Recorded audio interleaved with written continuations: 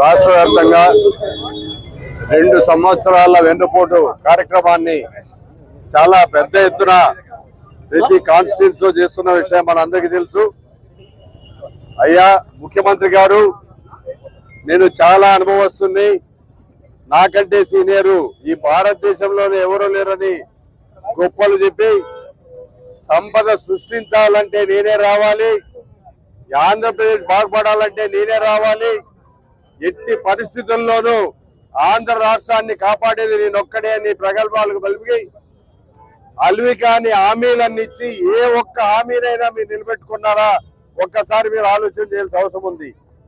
జగన్మోహన్ రెడ్డి గారు కరోనా 2 సంవత్సరాలతో ఇబ్బంది పడినా ప్రజలు ఏ ఒక్క పర్సెంటేజ్ చనిపోకుండా కాపాడిన ఘనత జగన్మోహన్ రెడ్డి గారిది.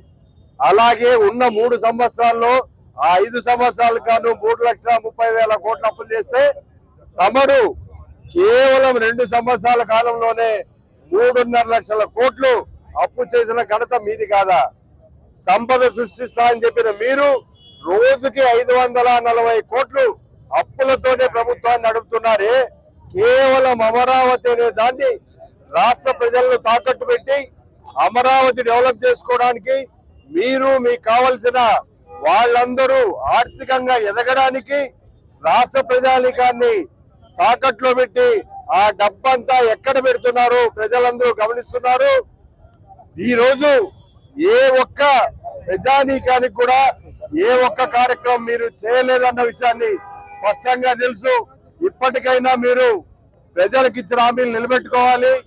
ఈ డిఎస్సి లో జరిగిన అన్యాయాన్ని ఇప్పటికైనా రెక్టిఫై చేసి మెరిట్ స్టూడెంట్లకు ఉద్యోగాలు ఇవ్వాలి. తప్పకుండా దీని మీద యాక్షన్ తీసుకోవాలని, లేదంటే రోజు రోజుకు ఈ వైఎస్ఆర్ పార్టీ ఉద్యమాలు ఉద్యమిస్తాయి. ప్రతి యువత ముందుకొస్తున్నారు, ప్రతి వర్గం ముందుకొస్తున్నారు. కాబట్టి మీరు ఇప్పటికైనా మేల్కొని మీరు రాష్ట్రానికి మంచి చేయకపోతే భవిష్యత్తులో ప్రజలే తీర్పిస్తారని తెలియజేస్తున్నారు.